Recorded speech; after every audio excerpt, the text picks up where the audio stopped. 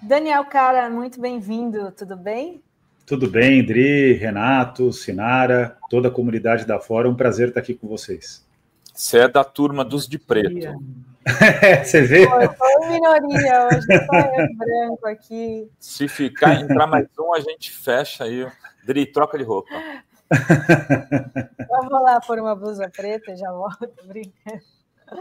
Ô, Daniel, o que você achou agora dessa secretário de Estado dos Estados Unidos, Marco Rubio, dizendo que sim, estamos analisando essa questão do Alexandre de Moraes e a possibilidade de que ele sofra sanções, né? Na verdade, assim, ele aproveitou o deputado Corey Mills, que tinha se reunido com o Eduardo Bolsonaro, se aproveitou a ida do Rubio ao Congresso para fazer essa questão.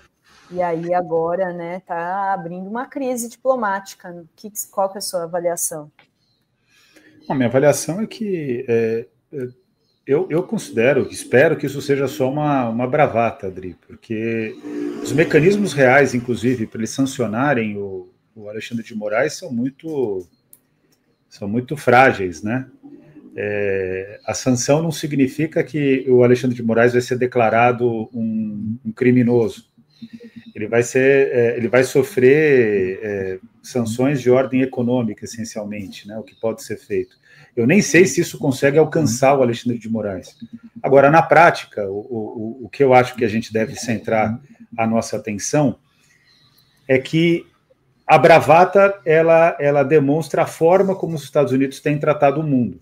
Os Estados Unidos, de fato, a partir do governo Trump, sempre foi assim, mas agora de maneira descarada considera que o mundo é um quintal, especialmente a América Latina, e o Brasil certamente entre todos os países da América Latina, é o país que consegue fazer, junto com o México, maior frente aos Estados Unidos. Então, essa provocação também tem cenário e ela busca incidir sobre o contexto brasileiro, especialmente sobre as eleições de 2026.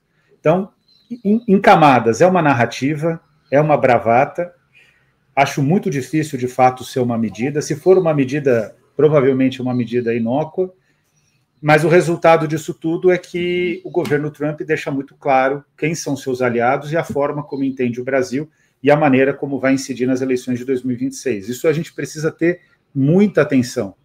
Eu tenho acompanhado o X como plataforma e a cada dia que passa perde mais relevância geral, mas é um grande espaço de articulação da extrema-direita.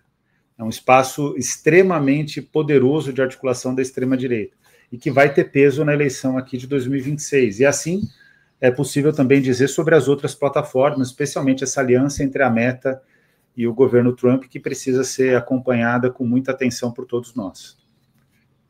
Ontem, o Trump foi para cima do presidente da África do Sul com uma violência, usando fake news, dizendo que está ocorrendo, é mentira, está ocorrendo genocídio branco na África do Sul. O Elon Musk é da África do Sul, ele é sul-africano, a família do Elon Musk ganhou dinheiro com apartheid. É impressionante, né? Ontem eu falei, viu, Daniel, cara, que o Trump não está querendo ser o xerife do mundo, não. Ele está querendo ser a PM do Tarcísio do mundo, né? Uma ótima definição. Né? Ele está indo assim, sem julgamento, sem... Nossa Senhora! Uma ótima definição. É exatamente disso que se trata, né? Uma polícia truculenta, violenta, sem direito à defesa.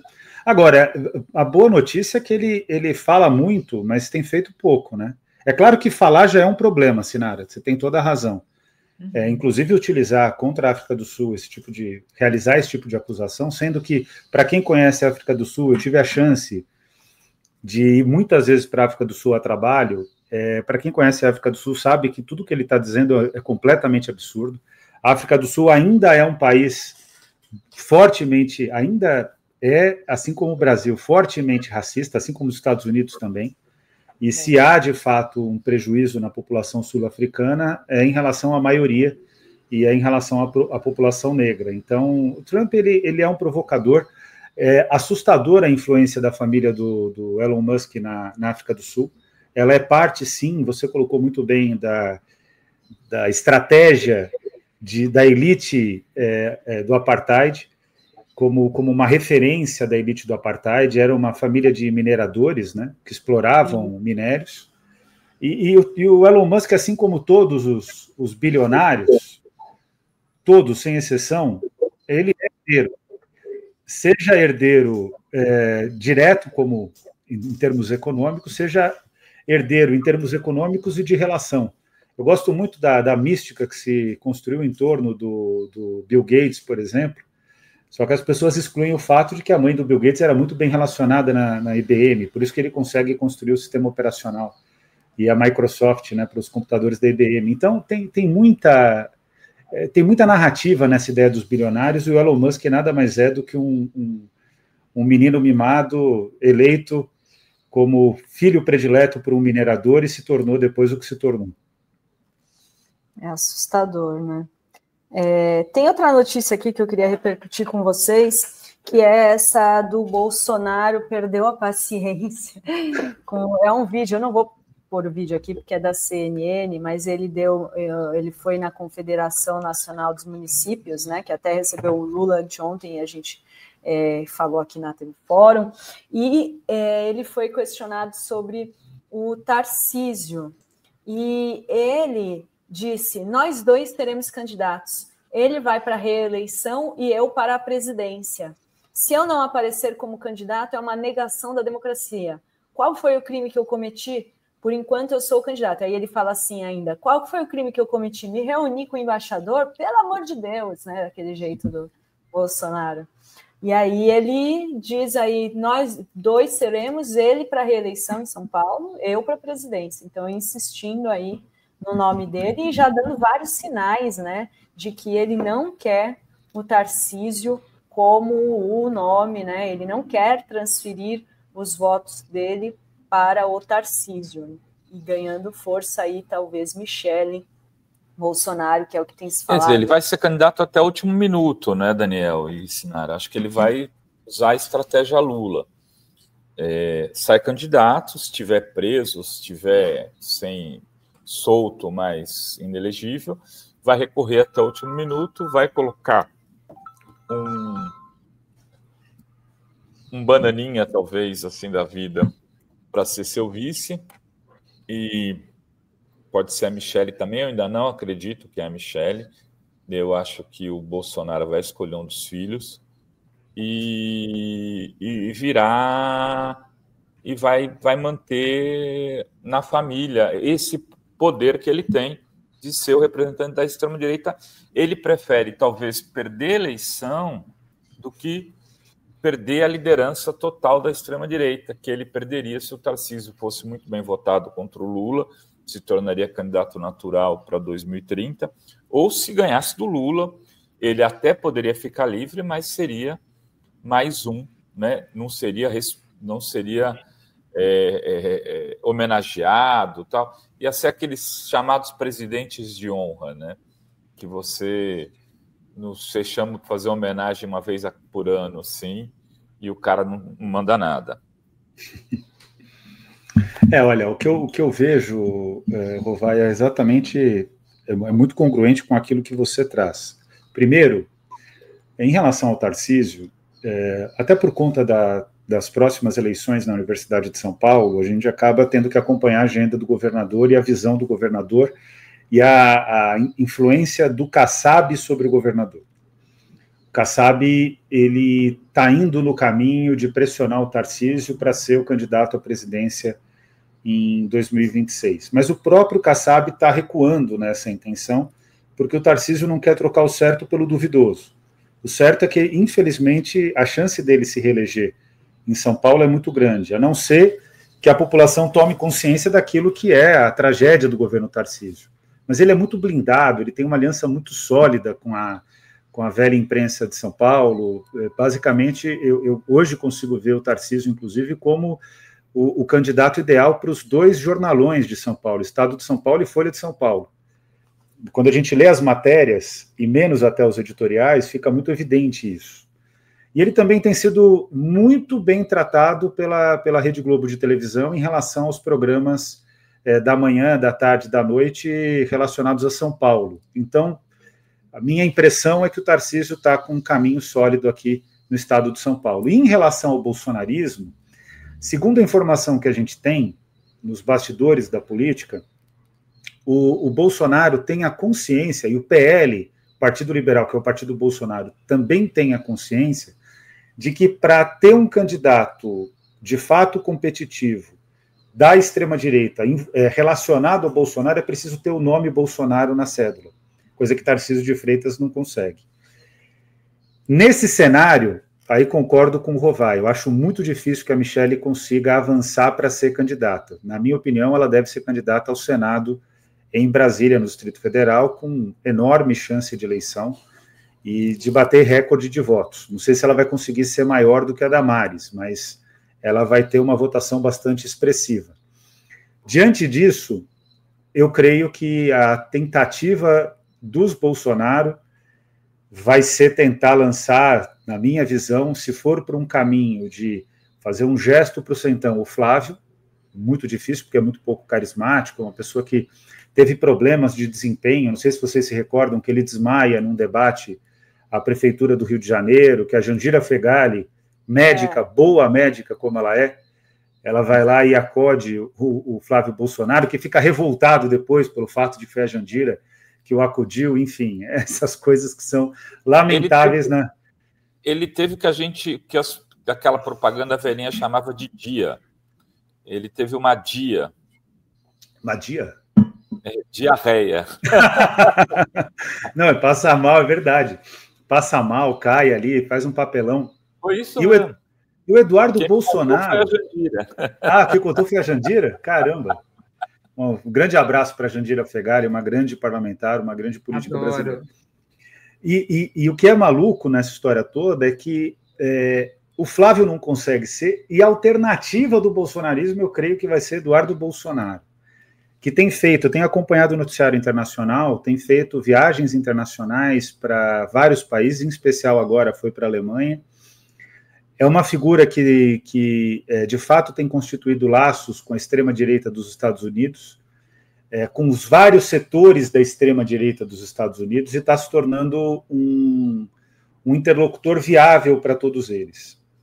Não imagino que ele tenha força, carisma, para enfrentar o presidente Lula, mesmo diante das dificuldades que o governo tem enfrentado.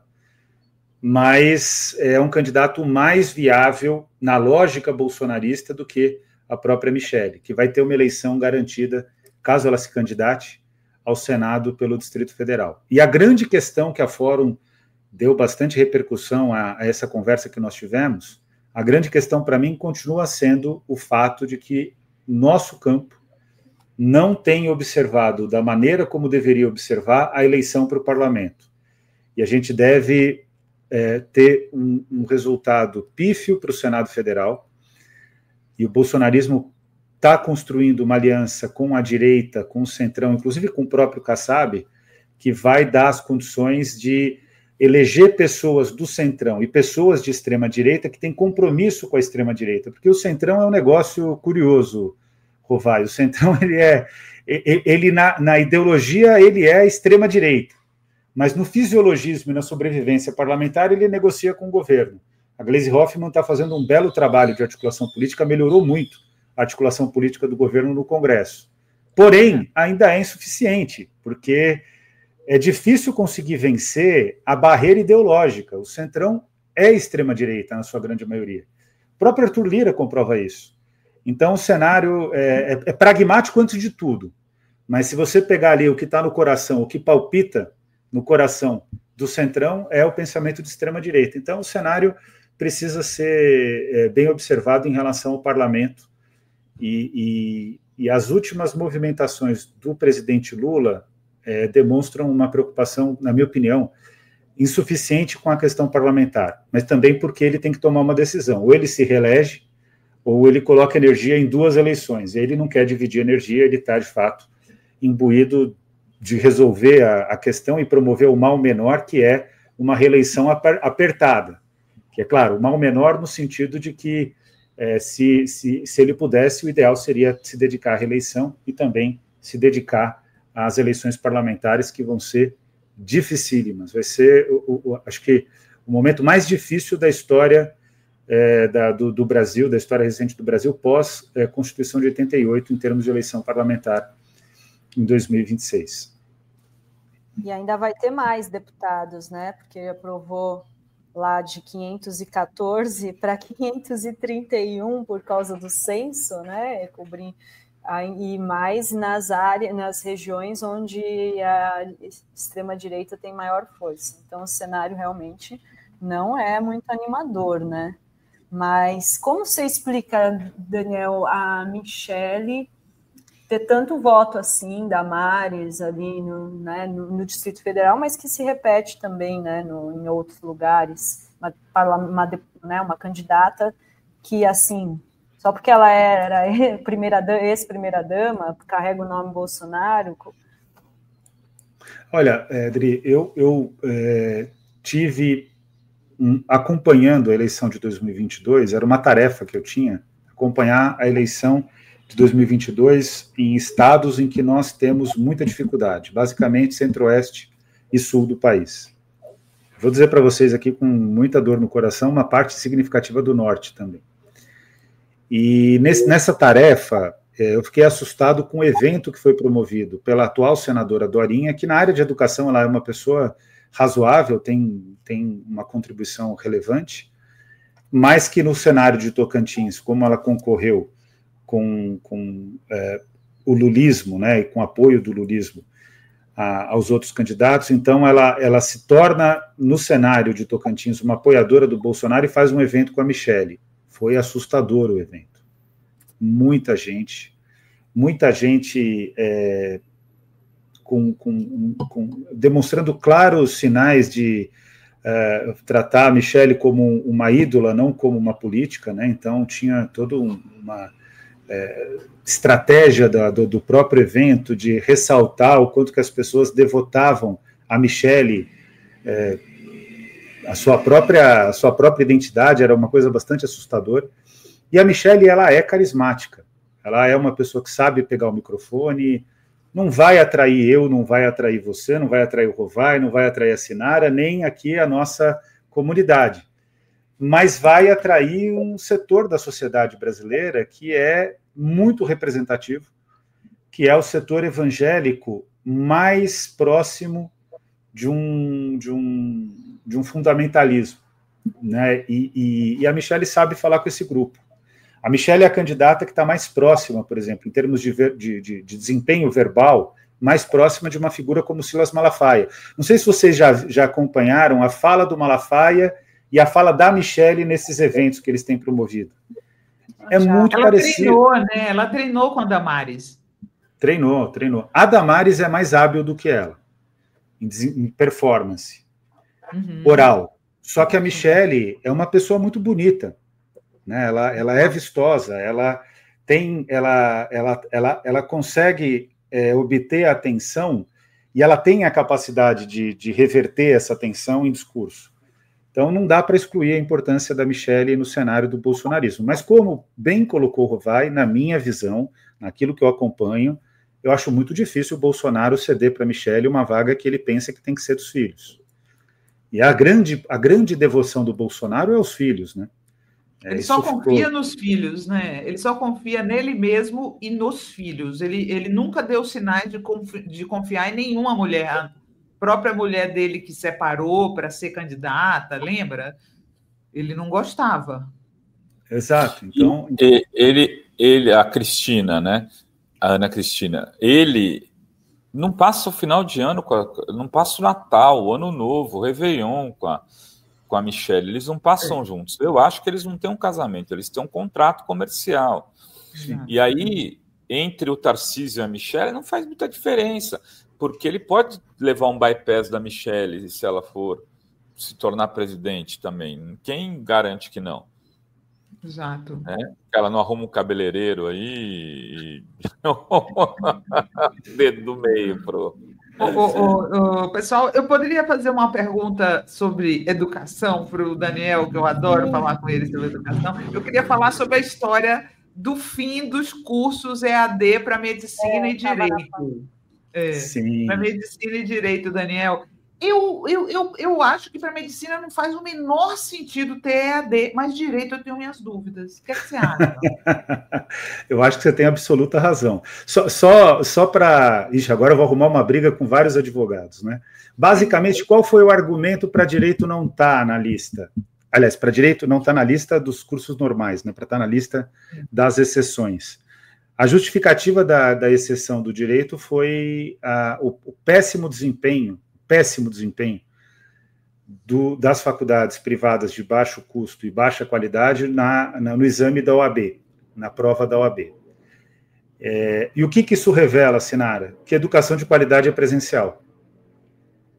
Se for para ter escala, a educação de qualidade é presencial. É claro que, assim, o instrumento da educação à distância ele pode ser muito bem mobilizado por um curso de extensão, por um curso geral. A Fórum, por exemplo, faz ótimos cursos numa perspectiva de educação à distância, mas para a formação profissional, né, na educação superior, ou para a formação vocacional, para ser um pouco mais técnico, para a formação na educação básica, em especial, a educação à distância não cabe. Agora, é preciso dizer o que de fato é a portaria. A portaria, basicamente, diz o seguinte, e é para o setor privado, porque nas universidades públicas isso não existe.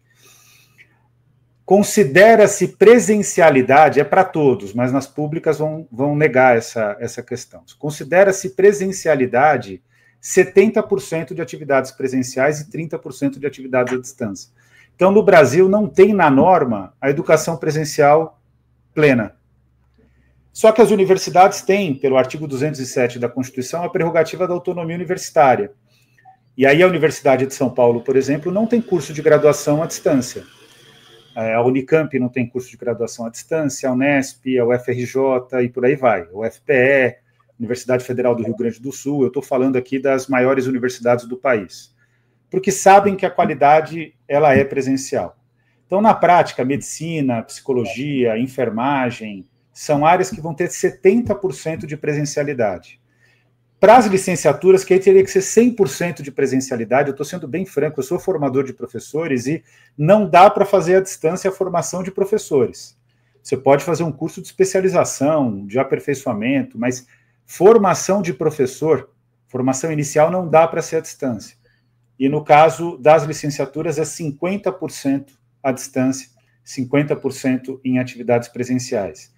E a educação à distância tem que ter 20% de sincronicidade, segundo o decreto, ou tem que ter 20% de presencialidade, que pode ser na sede da instituição ou pode ser também uma presença em polos das faculdades, das instituições que organizam o curso. Agora, o que significa isso, Sinara? Que o curso de educação à distância ele é assíncrono, oficialmente no Brasil, porque só 20% é síncrono, ou seja, o que é sincronicidade? É a interação entre professor e aluno, ao mesmo tempo mediada, no caso do ensino remoto, mediada por tecnologia. É basicamente, se a gente estivesse numa situação de sala de aula, a gente estaria aqui numa relação síncrona, porque a gente está conversando ao vivo. Ter só 20% de sincronicidade é pouco. Agora, disse tudo isso, também foi criado o curso semipresencial, que é 50% de presencialidade, 50% à distância, que vai ser a regra, eu acho, agora. Eu disse tudo isso, fiz essas críticas, apontei esses problemas. Se eu disser para vocês que o decreto, considerando o que nós tínhamos com o governo Temer, foi um avanço, vocês acreditam? Claro que vocês acreditam, porque o governo Temer foi pior em muitos aspectos para a educação do que o governo Bolsonaro, porque o Temer conseguiu implementar medidas. O Bolsonaro tentou, mas não teve capacidade de implementar.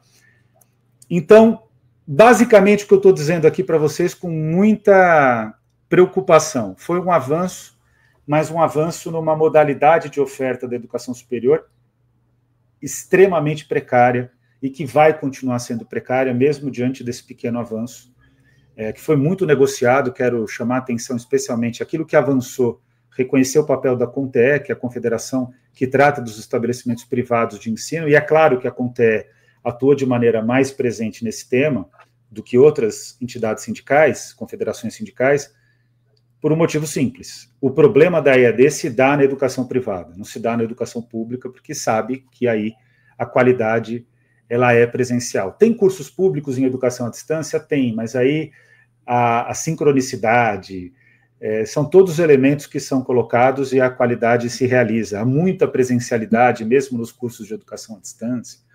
Então o decreto foi um pequeno avanço, que não é tão pequeno assim, porque o setor privado da educação é riquíssimo, tem um enorme poder de lobby. Então foi um pequeno avanço diante do terror do Michel Temer, mas tem muito que a gente avançar ainda para garantir educação superior de qualidade no Brasil. Só fazendo aqui um pouco advogado do diabo, Daniel, as pessoas que entram, muitos jovens que entram no mercado de trabalho já estão trabalhando, tá? Eles já estão trabalhando, mas vocês sabem que só ascende profissionalmente quem tem curso superior. O ensino educação à distância é muito útil, né? Nos cursos de administração, contabilidade, tem alguns cursos específicos que a pessoa já está dentro do mercado de trabalho, que a educação à distância funciona bastante, você não acha? Então, mas aí eu considero isso relevante, e acho sim, eu tenho certeza disso, você tem toda a razão. O problema é que aí, no caso, a educação à distância ela está atuando muito mais como certificadora do que como formação inicial.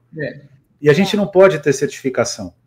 Qual que é o problema do Brasil? O problema do Brasil, vamos falar o que eu vejo de uma forma mais estratégica. O problema do Brasil, se diz, entre economistas com pouca honestidade intelectual, eles vão dizer que o problema do Brasil é de baixa produtividade e atribuem isso a um problema de educação. Está errado.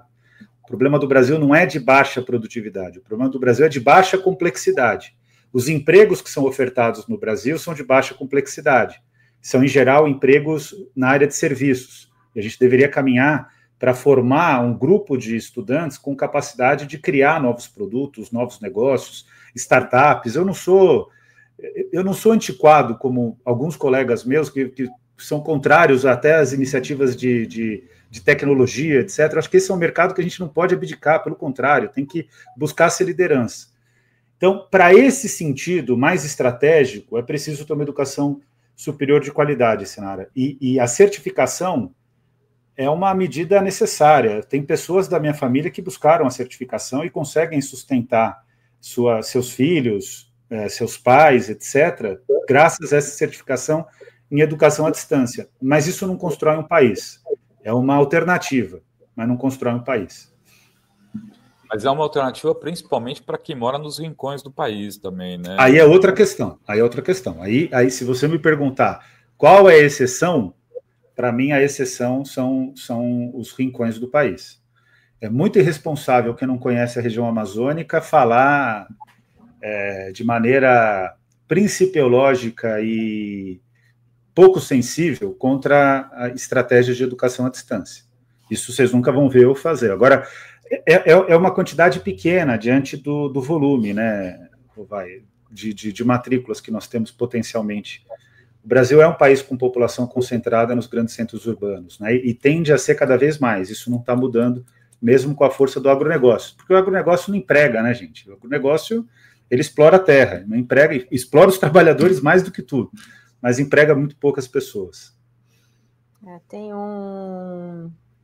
uma pergunta da Luciana, ela quer opinião sobre o Camilo Santana e principalmente a exclusão da medicina veterinária nesse debate. Bom, a gente está vivendo agora, só para concordar com a Luciana, porque eu entendo que quando ela chama atenção para o fato da exclusão da medicina veterinária, ela pensa como eu, que ela é contra essa exclusão. A gente está vivendo agora o drama da gripe aviária. Eu tenho acompanhado todos os dias, porque é um problema econômico da maior grandeza e também é um problema de saúde pública geral e um problema de ordem alimentar, né? Porque, de fato, a gente pode ter, se não for bem cuidado, está sendo bem cuidado, na minha opinião, mas eu posso estar errado, tá? Do que eu acompanho, acreditando nas minhas fontes. Está sendo bem tratado esse tema, mas se essa crise fica incontrolável, a gente vai ter um problema de oferta de proteína para a população, isso é grave. E uma desestruturação econômica muito grande no sul do país.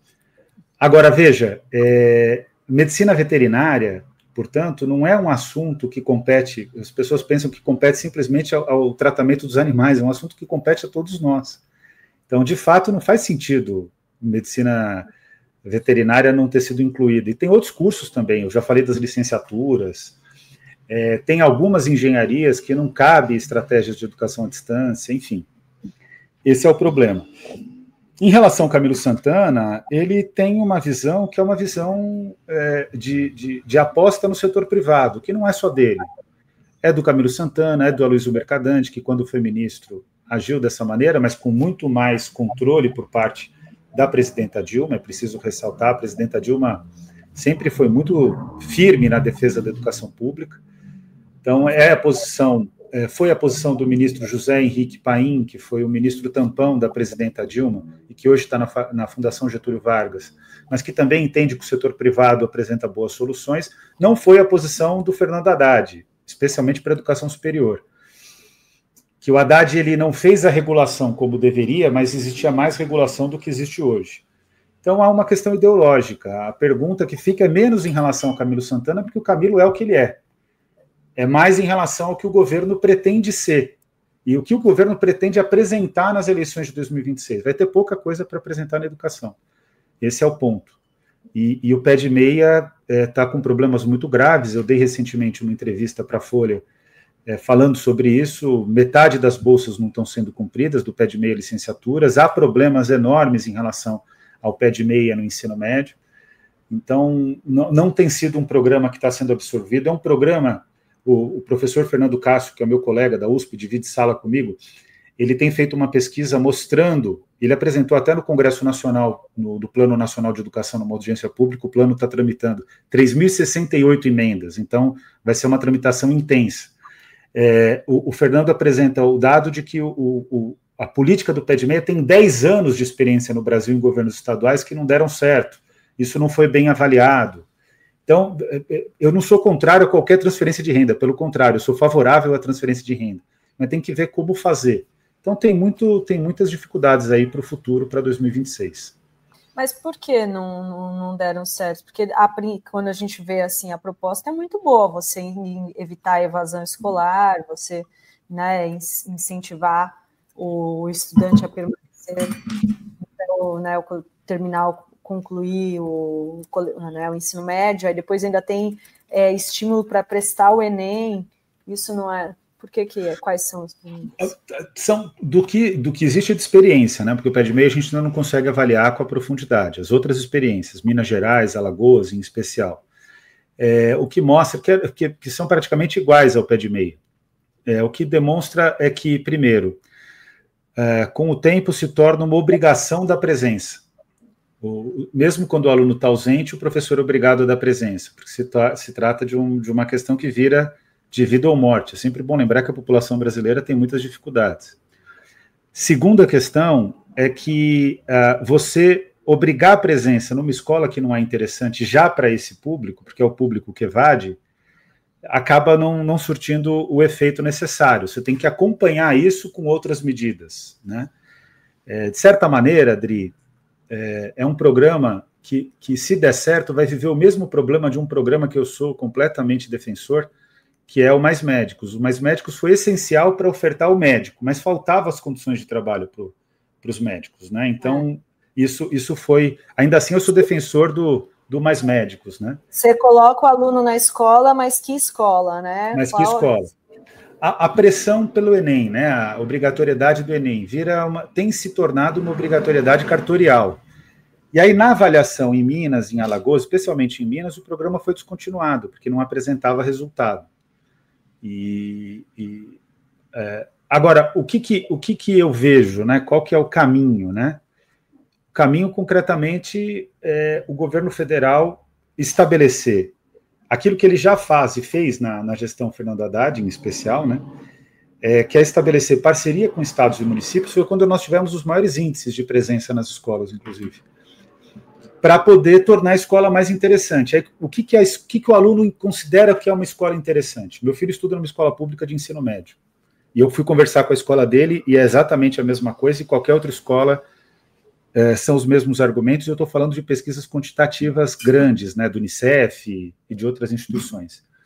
O que o aluno mais demanda, concretamente, é uma escola com boa infraestrutura, porque as escolas são completamente precárias. Existe um aspecto que o Brizola com o CIEPS tinha percebido, e o Darcy Ribeiro, que uma escola que recebe o aluno com respeito, o professor com respeito, que tem as paredes pintadas, etc., que a quadra funciona e a quadra é coberta, que tem refrigeração, essa é uma escola que tem melhor resultado, né, que tem maior presencialidade, né, tem maior conclusão também.